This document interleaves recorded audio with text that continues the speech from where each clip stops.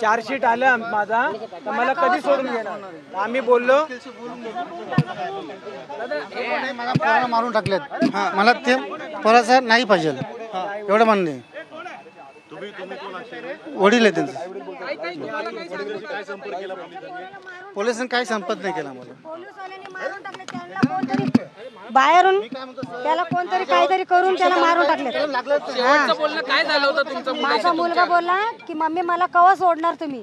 मी बोलले बाबा 1 महिना थांब, बघू वकिलाची विचारून मग तुला सोडून घेऊन जाईन बोलले. त्याने काही सांगितलं का त्याला कसली भीती वाटते किंवा काय? नाही तसं काही नाही. ते पेपर दिले एवढा मोठा, सोमवारी आम्हाला सांगितलं होतं की पोलीसवाले लोकांनी एवढा मोठा पेपर लिहून दिलेले त्याच्या हातामध्ये. मला बोलत होता मम्मी तू वाचून बघ.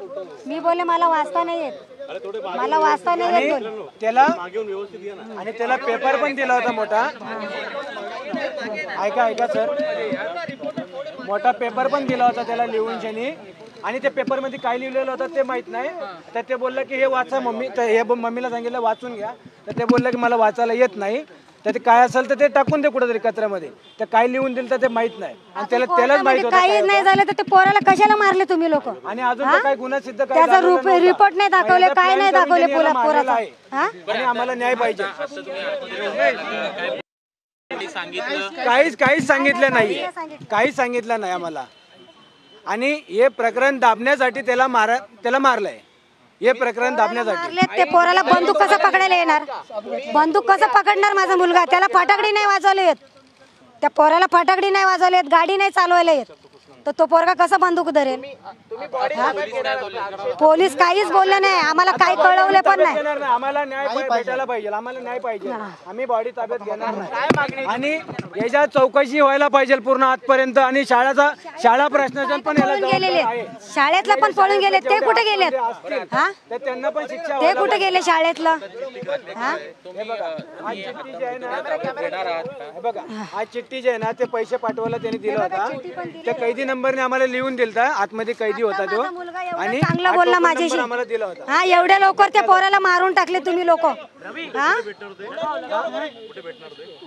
नाही, पोस्टमध्ये पैसे टाकायला लावले. तुम्हाला कोणावर संशय? मला आतमध्ये पोलीस लोकांना कोणतरी पैसे दिले असतील, पोरं पैसे दिले असतील, ते पैसे काढले असतील, पोलीस लोकांनी गोळ्या मारल्या. आम्हाला म्हणणं एवढं आहे की याच्यात पोलीसवाले पण जबाबदार आहेत, आणि ते मारणारे पण पोलीसदार आहेत, आणि हे शाळेचे प्रशासन ते पण पैसे दाबून त्यांनी हे काम केलेलं आहे. एक आरोप केला जातोय की अक्षयनं पहिल्यांदा पोलीस अधिकाऱ्यांची बंदूक हिसकावून घेतली आणि चुकीचं आहे. आम्ही जे बोलणं केलेलं, आणि तो आतमध्ये गेला होता, आणि आम्हाला सांगितलं आमच्या समोर पोरगा तो आतमध्ये गेला, त्याच्याबरोबर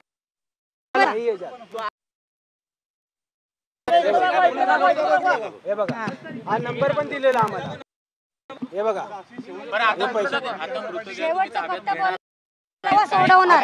मी बोलल्यानंतर बाबा तुला सोडवणार. जबाबदार आहेत, त्याला शिक्षा भेटायलाच पाहिजे.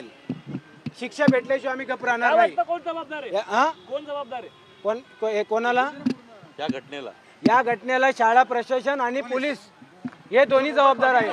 परंतु पोलीस चौकशी दरम्यान अक्षयने गुन्हा कबूल केला होता असंही म्हटलं जातंय. त्यावर तुमचं काय बोलणं झालं होतं?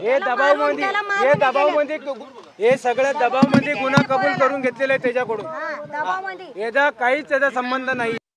बदलापूरमध्ये शाळा प्रशासन पोलीस जबाबदार आहे.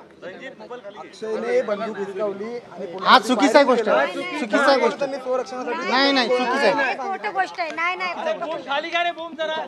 माझा मुलगा हसत गेलाय आतमध्ये.